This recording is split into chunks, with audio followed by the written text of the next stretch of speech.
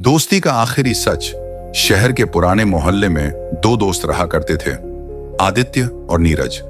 दोनों की दोस्ती बचपन से थी। एक ही स्कूल, एक ही मैदान और एक ही सपना, बड़ा आदमी बनना। जहां आदित्य शांत और समझदार था, वहीं नीरज में जुनून और थोड़ा उग्र स्वभाव था। लेकिन दोनों एक दूसरे के लिए जान देने को तैयार थे। उनकी जिंदगी में बदलाव तब आया जब कॉलेज खत्म होते ही आदित्य ने एक प्राइवेट फर्म में नौकरी पकड़ ली और नीरज ने अपना खुद का छोटा सा बिजनेस शुरू किया, एक कंप्यूटर रिपेयरिंग शॉप। शुरुआती दिनों में दोनों के बीच सब कुछ वैसा ही था जैसे पहले था, लेकिन वक्त और पैसा रिश्तों की असलियत दिखा ही देता है। नीरज की दुकान धीरे धीरे चल निकली। वो अब बाइक से कार तक पहुंच गया था और अपने नए स्टेटस को लेकर थोड़ा घमंडी भी हो गया था। दूसरी ओर आदित्य की नौकरी में उसे मेहनत के बावजूद उन्नति नहीं मिल रही थी। वो अंदर ही अंदर कुंठित रहने लगा था, लेकिन फिर भी दोस्ती में दरार नहीं आने दी। एक दिन आदित्य को पता चला कि उसकी कंपनी में फ्रॉड हुआ है। डेटा हैकिंग के जरिए क्लाइंट की इंफॉर्मेशन चोरी हुई थी। जब आईटी हेड ने जांच शुरू की तो सारे डिजिटल फुटप्रिंट्स एक ही जगह पहुंचते थे, नीरज की दुकान। आदित्य को यकीन नहीं हुआ। उसने सोचा कि कोई और उसका नाम इस्तेमाल कर रहा है, लेकिन जब उसने खुद नीरज से इस बारे में पूछा तो नीरज ने मुस्कुराकर कहा, तू क्यों टेंशन ले रहा है? बड़े लोग ऐसे ही बनते हैं, थोड़ा रिस्क, थोड़ा गेम। आदित्य उस दिन पहली बार नीरज से डर गया। उसे लगा कि उसका दोस्त अब वो इंसान नहीं रहा जो उसके साथ गलियों में क्रिकेट खेला करता था। लेकिन कहानी यहीं खत्म नहीं होती। एक रात आदित्य के मोबाइल पर एक वीडियो क्लिप आई, किसी अनजान नंबर से। उसमें नीरज एक आदमी को बुरी तरह पीटते हुए दिख रहा था। वही आईटी हेड था जो कंपनी में फ्रॉड की जांच कर रहा था। वीडियो साफ था, आवाज भी। आदित्य ने फैसला किया कि वो पुलिस के पास जाएगा, लेकिन अगले दिन ही उसके दरवाजे पर नीरज खड़ा था, हाथ में वही मोबाइल। देख, दोस्ती में बहुत कुछ किया है तेरे लिए। अब तू अगर मेरे खिलाफ गया तो इस मोबाइल में तेरी कंपनी के सारे पासवर्ड्स हैं, सब तेरे नाम पर डाल दूंगा, समझा? आदित्य स्तब्ध था। उसने कुछ नहीं कहा, बस चुपचाप दरवाजा बंद कर लिया। अगले कुछ दिन आदित्य के लिए नर्क से कम नहीं थे। वो जानता था कि नीरज एक क्रिमिनल बन चुका है, लेकिन सबूत उसके पास नहीं थे जो उसे बचा सकें। तभी उसे एक उपाय सूझा, एक प्लान। वो चुपचाप नीरज से मिलने गया और कहा, मुझे तेरे साथ काम करना है, मुझे भी पैसे कमाने हैं। तू जो कर रहा है उसमें मुझे भी शामिल कर। नीरज हंस पड़ा। अब आया असली रंग में। आदित्य ने सिर झुका लिया। अगले हफ्ते नीरज ने उसे अपने एक नए प्रोजेक्ट में शामिल कर लिया, एक फाइनेंस कंपनी के सर्वर में घुसकर डेटा चुराने का। प्लान था एक फेक क्लाइंट बनाकर लाखों रुपए लूटने का। आदित्य ने सब कुछ चुपचाप रिकॉर्ड किया, नीरज के लैपटॉप से लेकर उसके बोलने तक। रात में जब सब सेट हो गया और नीरज ने डेटा चोरी कर ली, तभी दरवाजे पर पुलिस आई। नीरज चौंक गया। उसने आदित्य की तरफ देखा। आदित्य की आंखों में आंसू थे, लेकिन चेहरे पर सुकून। तू मेरा दोस्त था नीरज, लेकिन दोस्ती के नाम पर मैं बेगुनाहों की जिंदगी बर्बाद नहीं देख सकता। नीरज चीख रहा था, तू भी फंसेगा, तू भी। लेकिन आदित्य ने पहले ही अपनी बात पुलिस को क्लियर कर दी थी।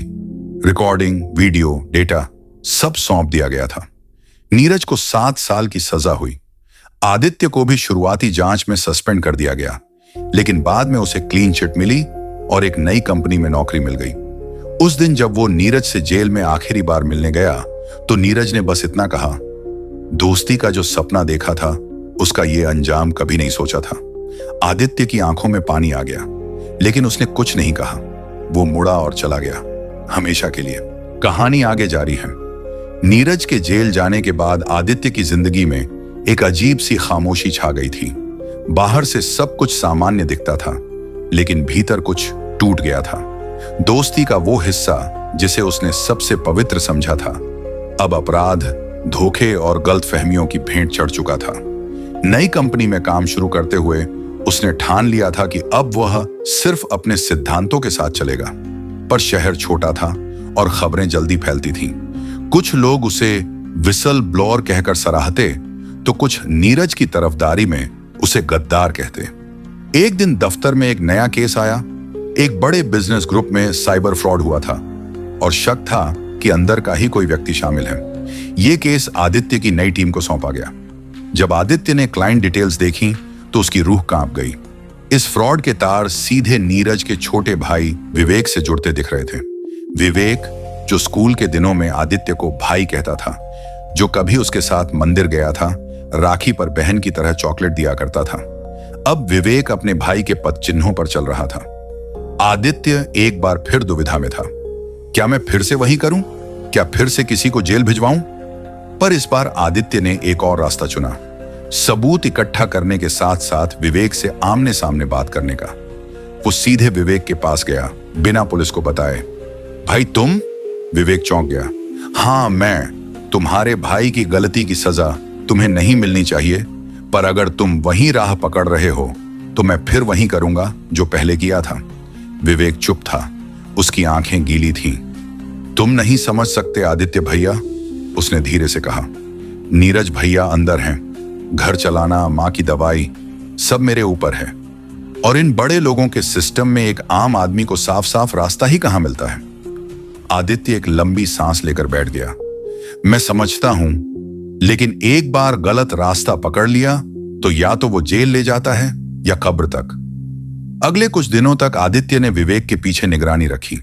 उसने देखा कि विवेक हर बार खुद को क्राइम से खींचने की कोशिश कर रहा है, लेकिन हालात बार बार उसे गलत जगह धकेल रहे थे। इसी दौरान पुलिस के पास भी विवेक के खिलाफ सबूत पहुंच गए।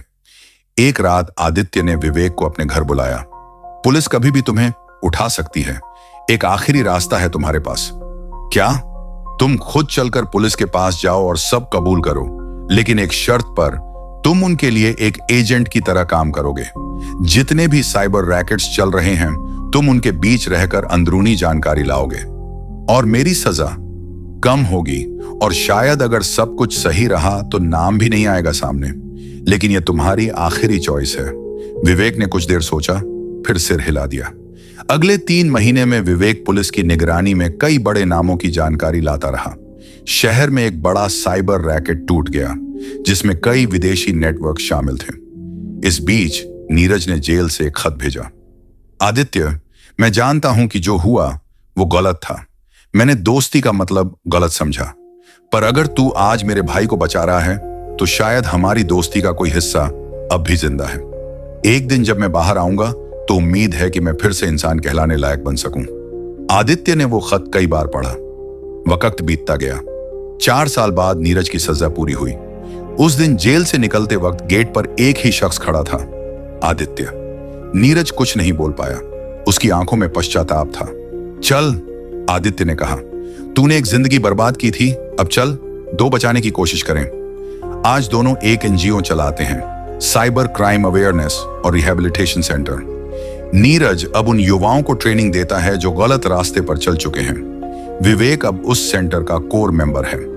आखिरी लाइन, जिंदगी में कुछ दोस्त हमें धोखा देते हैं, लेकिन वही दोस्त अगर सच्चाई देख लें तो शायद सबसे बड़ा सबक भी वही बन जाते हैं।